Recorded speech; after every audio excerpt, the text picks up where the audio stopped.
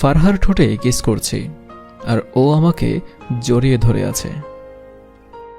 এই একটু আস্তে কিস করো না, ঠোঁটে ব্যথা পাচ্ছি তো। ফারহার কোনো কথা না শুনে আমি ওকে ইচ্ছে মতো কিস করতে লাগলাম। ওর ঠোঁটে এত মিষ্টি আছে তা জানা ছিল না, কিছুতেই ছাড়তে মন চাচ্ছে না। উফ, কি হলো? ঠোঁটে কামড় দিলে কেন? তোমার ঠোঁটের মাঝে এতটাই ডুবেছিলাম যে কখন কামড় দিয়ে ফেলেছি বুঝতেই পারিনি। মনে হচ্ছে তোমার ওই ঠোঁটে অনেক মধু আছে। অভিমানী কণ্ঠে বললাম। আর আমি যে ব্যথা পেলাম তার কি হলো? যাও, তোমাকে আর কিস করতে দিব না। তুমি শুধু আমার ঠোঁটে কামড় দাও, আমি ব্যথা পাই। আচ্ছা জান, সরি, ভুল হয়ে গেছে আমার। আর কামড় দেব না। এখন আমাকে তোমার ঠোঁটের ওই মধু খেতে দাও প্লিজ। না দিব না, তুমি আবার আমাকে কামড় দিবে। সত্যি বলছি, দিব না। দিবে তুমি। হঠাৎ মনে হলো কেউ আমার মুখে পানি ঢেলে দিল। ঘুমটা ভেঙে গেল। কি স্বপ্নটা না দেখলাম রে বাবা! এটা যদি সত্যি হতো তাহলে কতই না ভালো হতো। ঘুম থেকে উঠে দেখলাম আমার ছোট বোন দাঁড়িয়ে আছে। ও, তাহলে ওই পানি দিয়ে আমার স্বপ্নটা মাটি করে দিল। আমি ওকে বললাম, তুই আমার মুখে পানি দিলি কেন? তুমি কি সব বলছো? দিব না, দিব না। ভাবলাম তোমাকে বুঝি বাবা ভূতে ধরেছে, তাই পানি দিয়েছি। বাবাবতী ধরলে কি কেউ পানি ঢেলে দেয়? হ্যাঁ, কত সুন্দর স্বপ্ন দেখতেছিলাম আর তুই দিলি 12টা বাজিয়ে। তোকে কে বলেছিল আমাকে ঘুম থেকে ডেকে তুলতে? এত বেলা পর্যন্ত কেউ ঘুমায় নাকি? ভার্সিটিতে যাবা না? আর কি স্বপ্ন দেখতেছিলে ভাইয়া? আমার ঘুম ভেঙে দিয়ে এখন আবার ফাজলামি করা হচ্ছে। ফারহা আপু ছাড়া আর কি স্বপ্ন দেখবা? তাড়াতাড়ি ফ্রেশ হয়ে নাস্তা করতে আসো। এখান থেকে ছোট বোনটা দৌড়ে চলে গেল।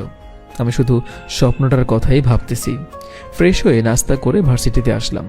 একটু পরেই তানিয়া ম্যাডাম ক্লাসে আসলো। সব ক্লাস বাদ দিলেও তানিয়া ম্যাডামের ক্লাস বাদ দেওয়া যাবে না। তারপরও রেগুলার পড়ি। অন্য সব স্যারের কাছে আমি ফাজিল হলেও তানিয়া ম্যাডামের কাছে আমি খুবই ভদ্র।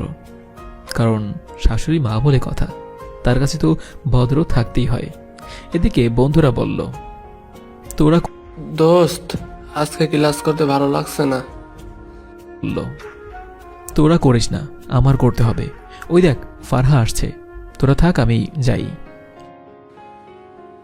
মেয়ে পেয়ে বন্ধুদের ভুলে গেলি। ফারহার কাছে গিয়ে বললাম, তুমি এটা কোনো কাজ করলা? অবাক হয়ে জিজ্ঞেস করলাম, আমি আবার কি করলাম? ঠোঁটে একটা কামড় দিয়েছে বলে কি আর কিস করতে দিব না? আমি কত করে বললাম আর কামড় দিব না, তাও তুমি শুনলে না। তুমি আসলেই একটা ফাজিল ছেলে। কিন্তু আমার আম্মু যে কেন তোমাকে এত পছন্দ করে জানি না। এখন যদি আমি তোমার এসব কথা আম্মুকে বলে দেই তখন কি হবে? আমাকে ভার্সিটি থেকে বের করে দেবে। তবে আমি জানি তুমি বলবে না।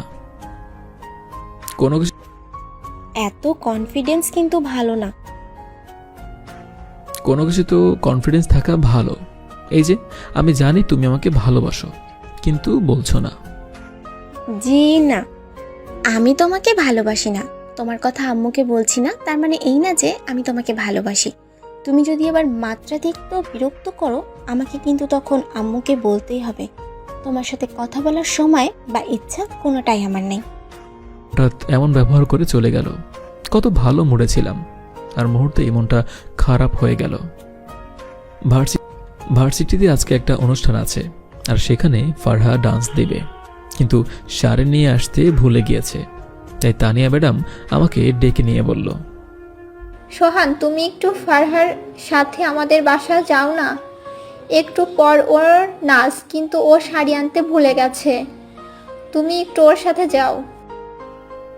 মনে মনে যে কি পরিমাণে খুশি হয়েছি তা বলে বোঝানো যাবে না। ফারহার সাথে এক রিকশায় যাব ভাবতেই কেমন যেন লাগছে, কিন্তু আমার এই খুশি ম্যাডামের সামনে প্রকাশ না করে রাজি হয়ে গেলাম। রিকশায় পাশাপাশি আমি আর ফারহা বসে আছি। ফারহা যতটা সম্ভব একপাশে চেপে বসার চেষ্টা করছে। হঠাৎ রিকশার চাকা ভাঙাতে পড়ার কারণে ফারহা আমার উপর এসে পড়ল। আর ওর ঠোঁট আমার ঠোঁটের সাথে মিশে গেল। মনে হলো যেন আমি কারেন্টের শর্ট খেয়েছি। স্বপ্নে যেমনটা দেখেছিলাম, ফারহার ঠোঁট তার থেকেও মিষ্টি, কিন্তু স্বপ্নের মতো কামড় দিলাম না। ফারহা নিজেকে ছাড়িয়ে নিল। সরি, রিকশার চাকা ভাঙতে পারছিল, তাই নিজেকে সামলাতে পারিনি। সমস্যা নেই, আমি কিছু মনে করব না। এটা বলার পরেই ফারহা আমার দিকে রাগীভাবে তাকিয়ে আছে। আমিও আর কিছু বললাম না। শাড়িটা নিয়ে আবার ভার্সিটিতে চলে আসলাম। ফারহা নাচ করছে আর আমি সেটা ভিডিও করছি। অন্য যেসব ছেলেরা ভিডিও করছে সবার মোবাইল নিয়ে গেলাম। আমি ছাড়া ফারহার নাচ আর কেউ ভিডিও করবে না। ফারহাকে কিছু ছেলেরা বিরক্ত করছে। আমি সেখানে গিয়ে বললাম, তোদের সাহস তো কম না, আমার বউকে বিরক্ত করছিস? ছেলেগুলো আমাকে কিছু বলতে যাবে, তখনই আমার বন্ধুরাও চলে আসলো, আর ছেলেগুলো আর কিছু না বলে চলে গেল। আমি তোমার বউ কখন হলাম? হওনি, তবে হতে কতক্ষণ? আচ্ছা, আমি গিয়ে আম্মুকে বলছি। এর মাঝে আবার ম্যাডাম কেন? ফারহা চলে গেল, আমিও বাসায় চলে আসলাম। ভার্সিটিতে অনুষ্ঠান থাকার কারণে বাসায় আসতে বিকেল হয়ে গেল। এসে গোসল করে খেয়ে নিলাম, তারপর ঘুমিয়ে পড়লাম। আর ঘুম থেকে উঠতে পারছি না, অনেক জ্বর এসেছে আবার। 3 দিন ভার্সিটিতে যেতে পারলাম না জ্বরের কারণে।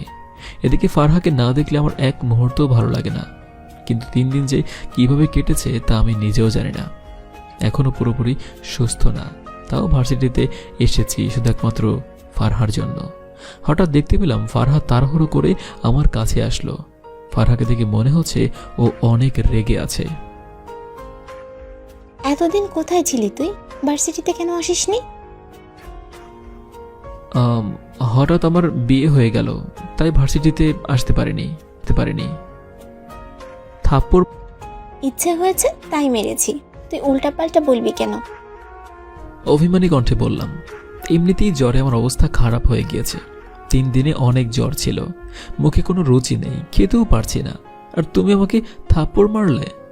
এটা বলার পরেই ফারহা আমার শার্টের কলার ধরে ও ঠোঁটের সাথে আমার ঠোঁট দুটো মিলিয়ে নিল। অনেকক্ষণ পর ছাড়লো। মনে হলো যেন ওর মুখের স্বাদ আবার ফিরে এসেছে। এমন কিস দিলে আমি জ্বরে পড়তেও রাজি আছি। আবার উল্টাপাল্টা বলিস, যা তুই তোর বউয়ের কাছে যা। আমি তো আমার বউয়ের কাছেই আছি, আবার অভিমানী কণ্ঠে বললাম, কে তোর বউ? এই যে আমার সামনেই দাঁড়িয়ে আছে আমার ম্যাডামের মেয়ে, আমার মিষ্টি একটা বউ। এত ঠং! আমি যে চিন্তায় ছিলাম, তোর খবরও তো কেউ রাখলো না। আর এই 3 দিন যে তোমাকে না দেখতে পেয়ে আমার কি অবস্থা হয়েছে তা আমি জানি। তাই তো পুরোপুরি সুস্থ না হয়েও শুধুমাত্র তোমাকে দেখার জন্য চলে এসেছি। তবে এখন মনে হচ্ছে আমার জ্বর আসবে, মুখে একদমই রুচি নেই। লজ্জা পেয়ে বললাম, ফাজিল একটা, শুধুই ফাজলামি। আম্মু যখন জানতে পারবে আমাদের কথা, তখন কি হবে? কি আর হবে, ম্যাডামের মেয়ে আমার বউ হবে। এটা শুনে ফারহা আমাকে জড়িয়ে ধরলো, আর আমার স্বপ্নটাও সত্যি হলো। সমাপ্ত।